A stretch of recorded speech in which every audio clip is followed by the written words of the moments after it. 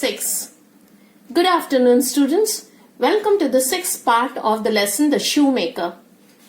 In the previous class, we had read that the old man told Mr. Defarge and Mr. Lorry, between pauses and interruptions, that he was not a shoemaker by trade, but had learnt it by himself, and since then he had been making shoes. So today we begin from page 5 in continuation, and here's the first line. Let's read. As he held out his hand for the shoe that had been taken from him, Mr. Lorry said, still looking steadfastly in his face, Monsieur Minute, do you remember nothing of me? The old man held out his hand for the shoe that Mr. Lorry had taken from him earlier.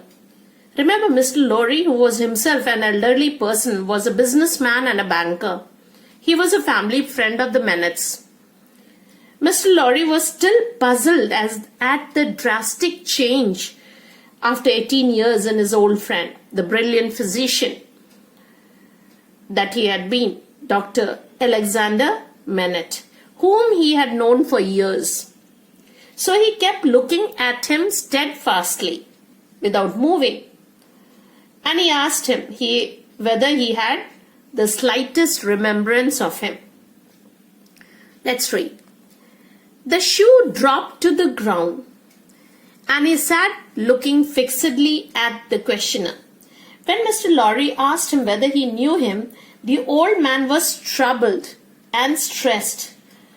He sat down looking straight at Mr. Lorry, fixedly, straight at Mr. Lorry. Monsieur Minute. Mr. Lorry laid his hand upon Defarge's arm. Do you remember nothing of this man? Look at him. Look at me. Is there no old banker, no old business, no old servant, no old time rising in your mind, Monsieur Minute? So, what happened here? Mr. Lorry now laid his hand upon the hand of Defarge and asked the old man if he recognized him, and told him to look at Defarge and to look at him. Now, Mr. Defarge was a wine shop owner and a revolutionary in a poor section of Paris. He had formerly worked as a servant for Dr. Minute, and now he is sincere in his efforts to save the old man from his present situation. So Mr. Lorry asked the old man, is there no old banker? Who was the banker? Mr. Lorry. No old business? Again, who was having the business? Mr. Lorry. No old servant? Who was the servant? Of course, the servant was Defarge. No old time rising in your mind? So he asked him, all this was not there in your mind? So Mr. Defarge, who had worked for the doctor earlier, then he asked, no old time rising in your mind, Mr. Minute? Who's that? Dr. Alexander Minute, the old man, his actual name. Now, let's read the next line.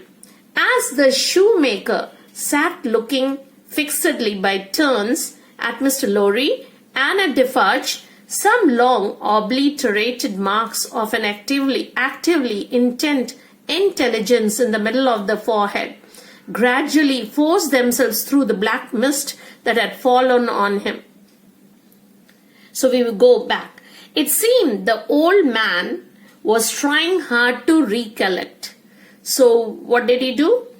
So as he sat looking, taking turns to look at once at Mr. Lorry and then at Defarge, and then for an actively intent intelligence in the middle of the forehead. Now the writer says the lines of stress could be seen on his forehead, the middle of the forehead, and he tried hard to recollect and understand what was being said. A black mist had fallen on him. So black mist, a haze, black cloud had covered his mind, and then the traces of recognition was obliterated, that is destroyed, removed or blotted away completely from his mind that had become overclouded. overclouded. The mind had become overclouded, thick, dense. With clouds, what happened? It becomes dense and then gets fainter and fainter, only to disappear. So what happened? It got fainter and fainter, only to have disappeared. So we read the next line. And so exactly was the expression repeated on the fair young face of her who had crept along the wall to a point where she could see him, and where she now stood looking at him, with hands which at first had been only raised in frightened compassion, if not even to keep him off and shut out the sight of him, but which were now extending towards him, trembling with eagerness to hold his face and love it back to life and hope. So exactly was the expression repeated on her face. And we go back to this once again.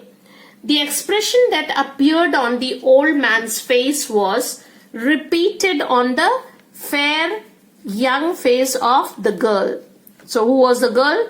It was Lucy Manette, who had come up looking for her father, or she had come up to meet her father, to see her father. So the same expression of the father was repeated on the fair, beautiful, pretty face of the lady, who had meanwhile slowly come up near the old man.